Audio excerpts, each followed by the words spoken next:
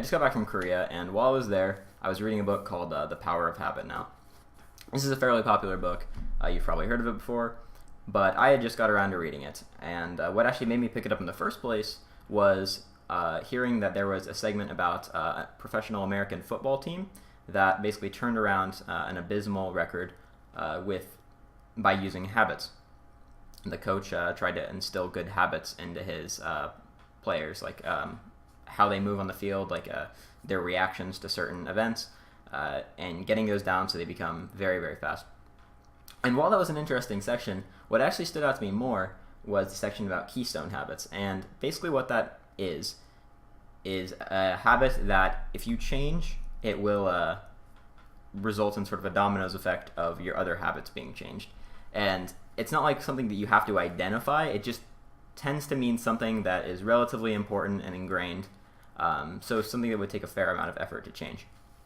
And this is really interesting to me, largely because I have already seen this, and I actually apply Keystone habit manipulation or something like that. If you want to, what I do when I coach people is at the end, I always give them several things they need to focus on. Simple enough, but I say, listen, focus on one of these things a game.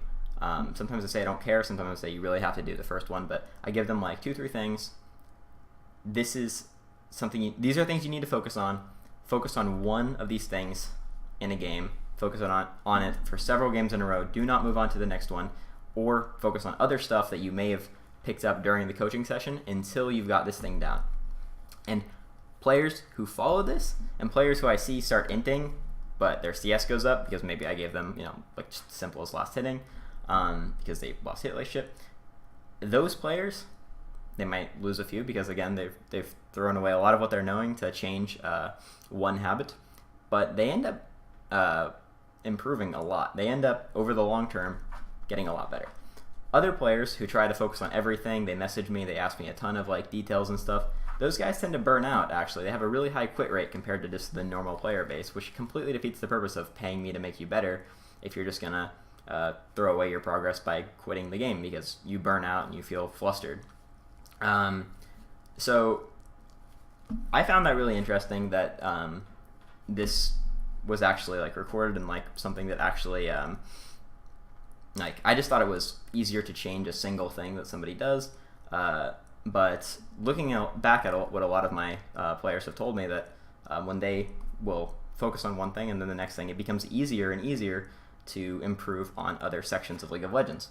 So also while I was in Korea, I talked to somebody at a hostel that I was at, and he happened to be a PhD, or recent PhD graduate, or he just finished his PhD. And it was in psychology. He, which I guess is important, should have led with that. But he talked about how there was a lot of other factors that caused this sort of like reaction when, for example, somebody tries to pick up a new exercise and diet program and they go get like a lot of gusto and they go for it, but they give it their all. Those guys tend to burn out, right?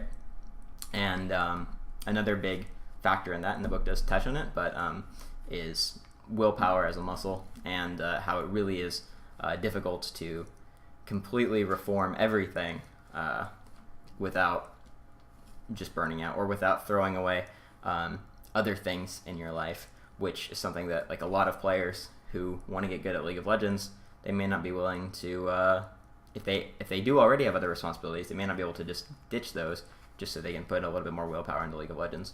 But learning, refining single habits one at a time, from my experience and from what this book is saying, and from what I talked to with that psychology student, is very, very effective at actually getting better at something as a whole. Trying to immediately imitate your favorite LCK or LPL player, it isn't going to work. You're not going to be able to pick up on all those things. It's much better to focus on one thing at a time and slowly move through the list, and you will find yourself getting a lot better at learning new things if you actually spend the time to learn a new thing in the first place. And if that's just last hitting, that's fine.